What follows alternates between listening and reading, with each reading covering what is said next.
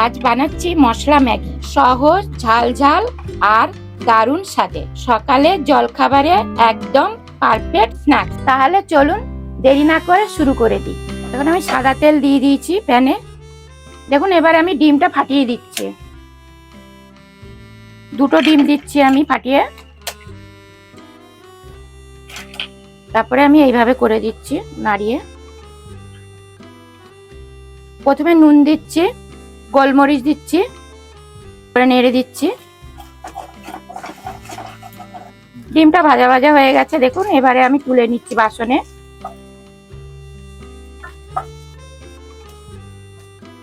ডিমটা ভাজা হয়ে গেছে, এবারে আমি সবজিগুলো ভাজবো, তার জন্য আমি তেল দিয়ে দিচ্ছি।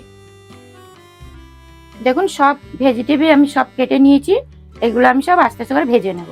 প্রথমে পেঁয়াজ দিয়ে দিচ্ছি, একটু লাল লাল করে ভেজে নেব। দেখুন আমার পেঁয়াজগুলো ভাজা ভাজা হয়ে গেছে, এই যে লাল লাল হয়ে গেছে। এবারে আমি রসুন ফোড়ন দিয়ে দিচ্ছি। এই যে রসুন ফোড়ন দিয়ে দিচ্ছি। আমি রসুনটা দিচ্ছি কেন, যেহেতু আমি ডিম দিয়েছি তার জন্য একটা ডিমের গন্ধ বেরোয়, তার জন্য আমি রসুনটা দিয়েছি। রসুনটা আমি একটু লাল লাল করে ভেজে নেব। দেখুন রসুনগুলো আমার লাল লাল করে ভাজা হয়ে গেছে, পেঁয়াজ রসুন। এবার আমি সাইডে সরিয়ে দিচ্ছি।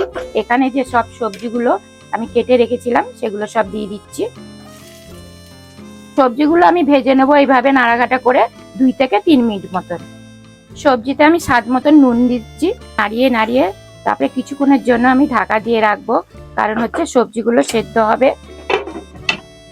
সবজিগুলো আমার ভাজা হয়ে গেছে। এই ম্যাগিগুলো আমি ভেঙে দিয়ে দেবো সবজির মধ্যে।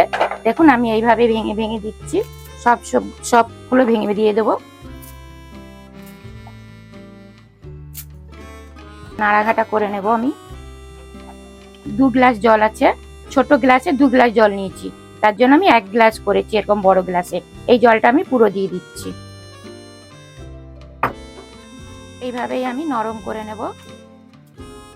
2 মিনিটের জন্য আমি ঢাকা দিয়ে রাখছি। এই 4টে ম্যাগি প্যাকেট আমি এই বাসনের মধ্যে ঢেলে নিচ্ছি, এই বাটিটার মধ্যে ঢেলে নিচ্ছি, তাহলে আমাদের সুবিধা হবে। 3 মিনিট হয়ে গেছে, আমি চলে এসেছি। এবার দেখুন কতটা নরম হয়ে গেছে আর কতটা ফুলে উঠেছে। এবারে আমি এইভাবে নাড়িয়ে নাড়িয়ে দিচ্ছি। আর জল লাগবে না, এতেই ঝুরঝুরে ম্যাগি হয়ে যাবে।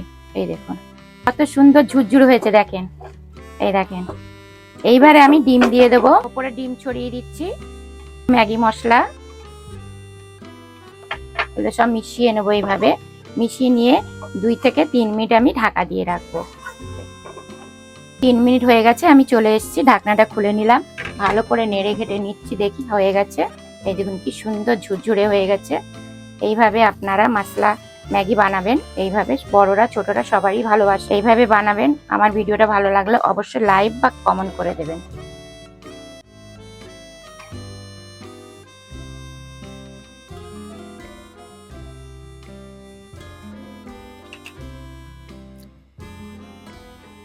একদম পারফেক্ট।